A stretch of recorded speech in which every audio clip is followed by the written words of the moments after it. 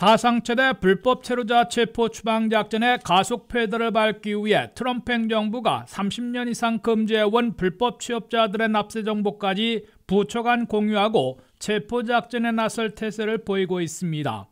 IRS 국세청은 아이스 이민세관 집행국과 불법 취업자 납세 정보를 공유하기로 사실상 합의한 것으로 워싱턴 포스트가 보도했습니다. 양측의 합의에 따르면 위법 논란을 피하기 위해 미국 내 불법 체류자들 가운데 최종 추방령을 받고 잠적한 상태에서 일에서 세금을 납부하고 있는 외국인들로 100만 명 안팎이 될 것으로 보입니다.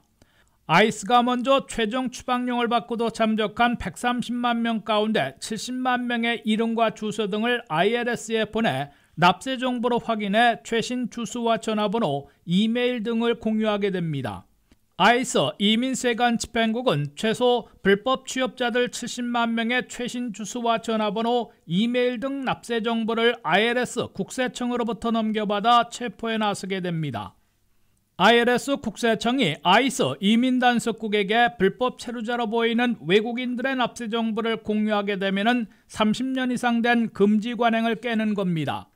IRS는 30년 이상 일에서 돈을 벌면 체류 신분에 상관없이 세금을 내야 한다며 불법 체류자들에게는 소셜 번호 대신에 ITIN 번호까지 발급해주고 세금을 받아왔으며 법원의 영장이 없으면 결코 납세 정보를 공유하지 않을 것이라고 확약해왔습니다. IRS 국세청은 범죄수사당국이 법원의 영장까지 제시하지 않으면 납세 정보를 공유하지 않아왔으며 이를 어기면 민형사상의 처벌을 받게 되어 있습니다. 미국 내 불법 체류자들 가운데 돈을 버는 경우 2023년 한 해 898억 달러의 세금을 낸 것으로 집계됐으며 납세 기록으로 불법 체류자 구제 조치 시 우대받을 것으로 기대해왔습니다. 그러나 이제는 이민당국의 체포작전에 국세청이 30년 약속을 깨고 최신 정보를 넘기는 것이어서 불법 체류자 납세자들로부터 배반당하고 있다는 원성을 살 것으로 보입니다.